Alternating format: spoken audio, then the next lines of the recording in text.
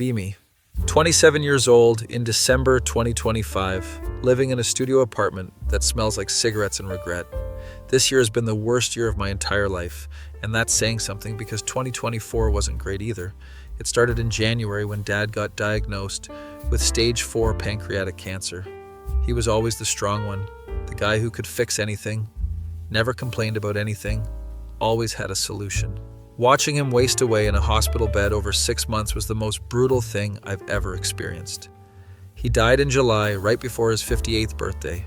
At the funeral, Mom was crying, but she wasn't completely broken, and that should have been my first clue. 2 months later, September, she tells me she's been seeing someone. His name is Richard. He's a dentist. They met at some grief support group. Your father would want me to be happy, she says. I know she's right, but it feels too soon, way too soon. They get married in October, small ceremony, I don't even go. Mom calls me crying, saying I'm being selfish and unfair. Maybe I am, but I can't watch her marry someone else when Dad's barely been gone 3 months. Work is falling apart too because I can't focus on anything. I'm a graphic designer at a mid-sized marketing agency, or at least I was. My boss pulls me aside in early November, says my performance has been concerning, and they're letting me go. They give me 2 weeks severance and a cardboard box for my desk stuff. I don't even argue, just pack up and leave. My girlfriend Jessica finds out I got fired and suddenly she's not sure about us anymore. We've been together for 3 years, lived together for 1. I need someone stable right now, someone who has their life together, she says while packing her stuff. My dad just died, Jess, give me a break. I know, and I'm sorry, but I can't be your therapist and your girlfriend. It's too much. She's gone by the weekend, takes half the furniture, and my will to live. Apartment feels empty. Life feels empty. Everything feels pointless. I start drinking more just to sleep, just to not think about everything. November turns into a blur of job applications that go nowhere, and Netflix shows I don't really watch. One night I'm at a bar, some dive place near my apartment, drowning my sorrows in cheap whiskey. Meet a guy named Tyler who offers me something to take the edge off. It's just weed at first, then pills, then other stuff I don't want to think about. December rolls around and I'm spending money I don't have on substances that make me forget for a few hours. Christmas decorations start going up everywhere and it makes me want to punch something. Everyone's so happy, so festive. Meanwhile, I'm falling apart. Mom texts me asking if I want to come over for Christmas dinner, meet Richard properly. I don't respond. She calls, I don't answer. My bank account is nearly empty. Rent is due in 2 weeks, and I genuinely don't know what I'm going to do. One particularly bad night. December 15th, I'm walking home from Tyler's place at 2 a.m. I'm high on something, drunk on something else, barely keeping it together. There's this church on the corner near my building. Never paid attention to it before. They have a nativity scene set up outside, lights everywhere, looks warm and inviting. I sit on the steps because my legs feel like jelly, and I need a minute. Start crying. Just full-on sobbing on church steps like a maniac. Are you okay? A voice asks. Look up and there's this girl, probably mid-20s, wearing a puffy jacket and carrying a bag of groceries. Do I look okay? I snap at her. She doesn't leave though, just sets her groceries down and sits next to me. Rough night? Rough year. We sit in silence for a minute. She doesn't seem bothered by my obvious intoxication. I'm Grace. I volunteer here at the church. I'm Anon. I'm a mess. She actually laughs at that. Not in a mean way, just genuine. We're all a mess in our own ways. Some of us are just better at hiding it. She tells me they're doing a Christmas Eve service and meal, says anyone is welcome. You look like you could use a hot meal and some company. I tell her I'm not religious, haven't been to church since I was a kid, and even then it was just for Easter. That's okay, God doesn't check attendance records at the door. Something about her kindness breaks something in me. I tell her everything.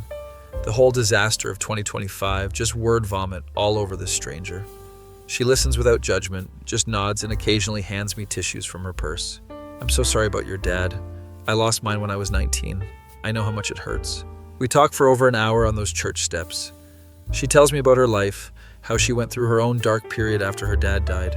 I was angry at God, angry at the world, angry at myself for not appreciating the time I had. What changed? I ask. I realized being angry wasn't bringing him back, and he wouldn't want me to waste my life being miserable. It sounds simple, but something about the way she says it hits different. She gives me her number before she leaves, makes me promise to text her so she knows I got home safe. I actually do text her. First genuinely nice thing I've done for someone in months. Next day I wake up feeling like death, but I have a text from Grace checking on me. We start texting regularly. She's persistent in the nicest way possible. Sends me verses sometimes, but also memes and random thoughts. Saw a dog wearing a Christmas sweater today and thought of you, with a picture attached. I don't know why a dog in a sweater would make her think of me, but it makes me smile anyway. She invites me to get coffee. I almost say no, but something makes me agree. We meet at this local cafe. She's wearing a ridiculous reindeer headband. It's almost Christmas, gotta get in the spirit, she says cheerfully. I'm wearing the same hoodie I've worn for 3 days straight. We talk about everything and nothing. She asks about my graphic design work. I tell her I got fired, expect judgment, but she just asks what kind of stuff I used to design. I show her my portfolio on my phone. She gets genuinely excited about my work. These are amazing, you're so talented. It's been months since anyone complimented me on anything. She tells me her church needs a new website and some promotional materials. I know we can't pay much, but maybe it could help you build up your portfolio again? It's charity, and we both know it, but I'm too desperate to turn it down. I start working on the church project, gives me something to focus on besides my own misery. Grace checks in on me daily, sometimes just random texts, sometimes calls. Did you eat today? She asks one afternoon. Does coffee count? Absolutely not. I'm bringing you food. She shows up 30 minutes later with homemade soup and bread. We eat together in my depressing apartment. She doesn't comment on the mess. So Christmas is in a week. Have you thought about coming to the service? I still don't know about the whole church thing, but I don't want to disappoint her. Maybe. I'll take that as progress. She's helping me in ways she doesn't even realize. I cut back on the drinking, stop calling Tyler, start applying for jobs again with actual effort. Grace celebrates every small victory like it's huge. You showered and changed clothes today? Amazing. You applied to 5 jobs? You're on fire. Her enthusiasm is infectious, even when I'm trying to be cynical. December 20th. I'm working on the church website when Mom calls again. I actually answer this time. Anon! Oh, thank God, I've been so worried. We talk for an hour. I apologize for shutting her out. She apologizes for moving too fast with Richard. I still love your father, I always will, but he's gone and I'm still here. I get it, I do, even if it hurts. She invites me to Christmas dinner again, says Richard really wants to meet me. I tell her I'll think about it, which is more than I've given her in months. Grace is proud of me for reconnecting with Mom. Healing takes time and you're doing the work. That's what matters. December 23rd, Grace convinces me to help set up for the Christmas Eve service. The church is beautiful inside, way nicer than I expected. There's families everywhere, kids running around, old people chatting. Everyone seems genuinely happy. We're hanging decorations when Grace introduces me to Pastor Mike. He's younger than expected, probably early 40s, wearing jeans and a Christmas sweater. Grace tells me you're the genius behind our new website. I don't know about genius, but I'm trying. He thanks me for volunteering my time, says the church community appreciates it. Feels weird being appreciated for something after months of feeling worthless. Later that evening, Grace and I are sitting in the empty sanctuary just looking at all the decorations. I never asked. Why did you help me that night? I was a random drunk. Stranger? She's quiet for a moment. Because someone helped me when I was that random drunk stranger, and it saved my life. She tells me about her lowest point, years ago, how a church volunteer found her and showed her kindness. I was you once, angry and hurting and using substances to cope. I know what rock bottom looks like. And you think I can get better? I know you can, you've already started. I don't know if I believe her, but I want to. Christmas Eve arrives and I'm actually nervous about going to the service. I put on decent clothes for the first time in weeks, even shave. The church is packed when I arrive, standing room only. Grace saved me a seat next to her in the 3rd row. The service is nice, lots of singing. Pastor Mike gives a sermon about hope and new beginnings. Christmas isn't just about celebrating a birth from 2,000 years ago, he says. It's about remembering that even in the darkest times, light can break through. I'm not crying, you're crying. After the service, there's a huge dinner in the church basement. Tons of food, everyone's mingling. Grace introduces me to half the congregation. This is Anon, he designed our beautiful new website. People keep thanking me, asking about my work, treating me like I matter. There's a guy dressed as Santa taking pictures with kids. Grace drags me over, insists we take a picture together. I'm 27, I'm too old for Santa pictures. You're never too old for Santa pictures. We take the dumbest picture. Me looking awkward. Grace giving bunny ears behind my head. Santa asks the standard question, "And what do you want for Christmas?" Grace answers for both of us, asks for socks or something silly. He turns to me. "And you, young man?" I open my mouth, but nothing comes out. What do I want? I want my dad back. I want my old life back. I want to not feel broken anymore. "I'm good, thanks," I say quietly. Grace notices something's off but doesn't push. Later, we're cleaning up. I'm washing dishes in the church kitchen. "You got quiet after the Santa thing. You okay?" "Yeah, just tired." She doesn't buy it but lets it go. She drives me home around 11 p.m., makes me promise to text her tomorrow.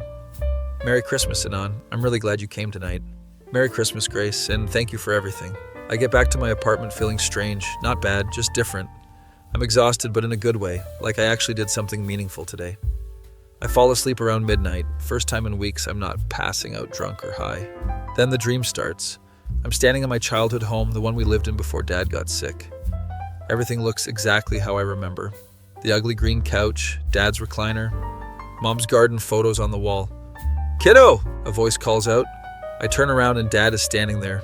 Not sick Dad, not hospital Dad, but healthy Dad from before everything went wrong. "Dad?" My voice cracks.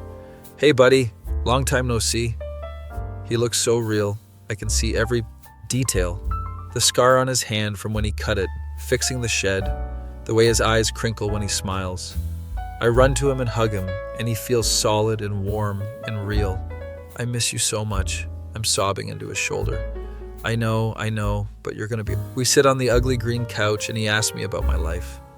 I tell him everything. The job loss, Jessica leaving, the drugs, all of it. "I'm sorry I disappointed you." He shakes his head firmly. "You could never disappoint me. You're my son, and I love you no matter what. But I've been such a mess since you died." "You're grieving. That's not the same as being a mess. You're allowed to hurt." He tells me about Grace, says he's glad I met her. "She's good people. Reminds me of your mother when she was young." I laugh because he's right. "You need to forgive your mom. She's doing what she needs to do to survive losing me." I know, it just hurts seeing her with someone else. It hurts her too, but she's still living, and that's what I wanted for her, for both of you. We talk for what feels like hours. He gives me advice, tells me stories, makes bad dad jokes that make me groan. "What did Santa ask you for Christmas?" he asks suddenly. I didn't answer him. "Why not?" I look at him, this man who I've missed every single day since July. "Because all I want for Christmas is you, and that's impossible." He puts his hand on my shoulder. "I'm always with you, buddy, in here." He taps my chest over my heart. "Every choice you make, every design you create, every time you help someone, I'm there." That's not the same as having you here. I know, and I'm sorry I had to leave so soon, but my time was up and yours isn't. He stands up, and I know somehow that this is ending. "Dad, wait, please don't go." "I'm not going anywhere, you're waking up." "I don't want to wake up." He pulls me into one last hug. "Live your life, Anon, fall in love again. Make your art, reconnect with your mom. Be happy." "I don't know how to be happy without you." "Yes, you do. I saw you tonight at that church. You were smiling and laughing. That's a start." He's fading now. The whole house is fading. "Merry Christmas, kiddo. I love you more than you'll ever know." "I love you too, Dad." I wake up crying. It's 6 a.m. on Christmas morning. My face is wet with tears, but I don't feel sad. I feel lighter somehow. I check my phone. There's a text from Grace. "Merry Christmas. Hope you're having a good morning." There's also a voicemail from Mom from last night. "Merry Christmas, sweetheart. I love you. Call me when you can." I sit there in bed thinking about the dream, about Dad, about everything. He was right. I have been starting to heal without even realizing it. Grace showed up at the exact moment I needed someone. Maybe that wasn't coincidence. I text Grace back. "Merry Christmas. Weird question, but are you busy today?" She responds immediately. "Just at my aunt's house. What's up?" "I think I'm ready to go see my mom and meet Richard. Would you come with me for moral support?" "Absolutely. What time?" I call Mom. Her voice is shaky when she answers like she's been crying. "Anon, is everything okay?" "Merry Christmas, Mom. I'm sorry for being such an ass these past months." She's definitely crying now. "You have nothing to apologize for. I love you so much." "I love you too, and Mom, I'd like to come over today if the offer's still open. I'm bringing a friend." She's so happy she can barely speak. Grace picks me up around noon. She's wearing an ugly Christmas sweater with actual jingle bells on it. Too much? She asks. It's perfect. The drive to Mom's new house is only 30 minutes but feels longer. Nervous? Grace asks. Terrified. That's normal. You're doing something brave. Mom's new place is nice, smaller than our old house, but well maintained. There's Christmas decorations everywhere, a wreath on the door, lights on the bushes. Before I can knock, the door flies open and Mom is hugging me. My baby, I missed you so much. She's shorter than I remember. Or maybe I just haven't stood next to her in months. Richard appears behind her. He's average height, gray hair, warm smile. You must be Anon. I've heard wonderful things. We shake hands awkwardly. Mom introduces Grace. Everyone's very polite. Inside smells like ham and cinnamon rolls. Classic Mom Christmas cooking. We sit in the living room. There's photos of me as a kid on the mantle. There's also a photo of Dad from before he got sick, smiling at the camera. I look at Mom questioningly. Richard insisted we put it up, said your father was part of this family and should be honored. Richard nods. I never met your father, but I know he was an incredible man who raised an incredible son. Okay, maybe this guy isn't so bad. We have Christmas dinner. Mom goes all out with all my favorite foods.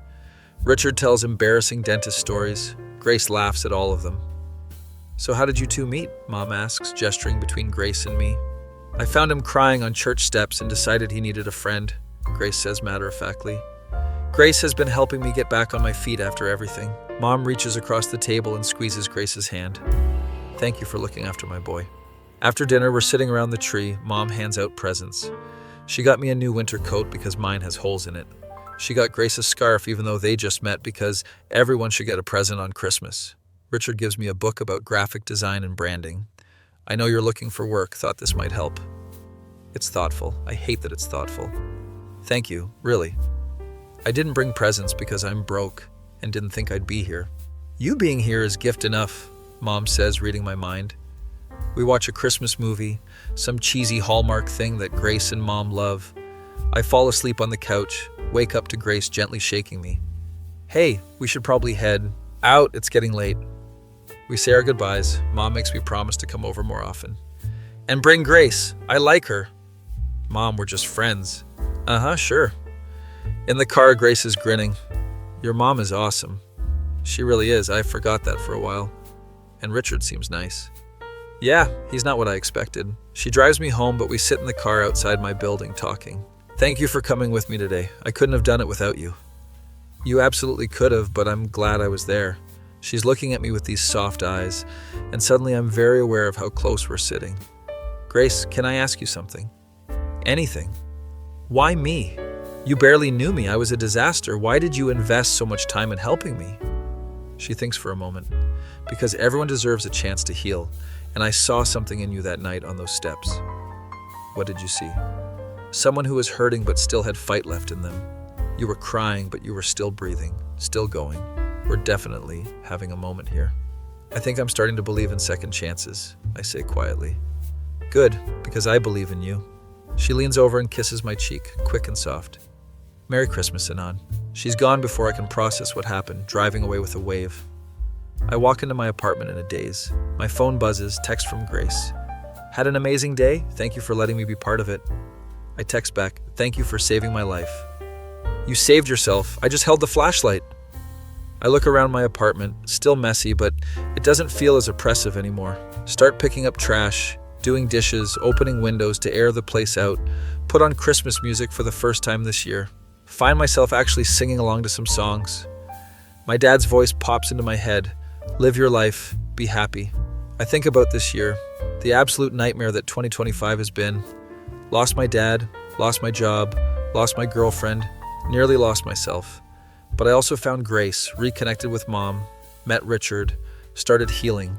Maybe Christmas isn't about getting what you want, it's about appreciating what you have. I have my health, I have my mom, I have Grace, I have my talents. I have a chance to rebuild, to start over, to be better. That's more than a lot of people get. I pull out my laptop, start working on new design concepts just for fun. First time in months I'm creating because I want to, not because I have to. Work until 2 a.m. feels good to be productive again. Go to bed exhausted but satisfied. No substances, no alcohol, just natural tired. Lying in the dark, I think about Dad's dream. Whether it was real or my subconscious doesn't really matter. The message was clear. Keep living, keep trying, keep healing. Merry Christmas, Dad, I whisper to the empty room. I swear I feel a warmth in my chest, like he's answering. Fall asleep with a small smile on my face. Wake up December 26th, with Grace texting me at 8 a.m. Coffee? Want to hear about how things went after I left? You left like 6 hours ago. I know, but I'm nosy and I care about you. We meet at the same cafe. She's still wearing Christmas clothes. I tell her about cleaning my apartment, about working on designs, about feeling hopeful. I'm so proud of you. I couldn't have done any of this without you. You know that, right? We helped each other. That's how friendship works. Is that what this is, friendship? She blushes, actually blushes. What else would it be? I don't know. You kissed my cheek last night. I kiss lots of people's cheeks. It's a Christmas thing. We're both terrible at this. Grace, I like you, like more than friends like you. I like you too, but I don't know if you're ready for a relationship. You're still healing. She's right, and I know it. So what do? We keep being friends, keep supporting each other, and when you're in a better place, we revisit this conversation. It's mature and reasonable, and I hate it, but also respect it. Deal. We spend the rest of December hanging out constantly. She helps me job hunt. I help her with church projects. New Year's Eve, we watch the ball drop together at her apartment. Any resolutions? She asks.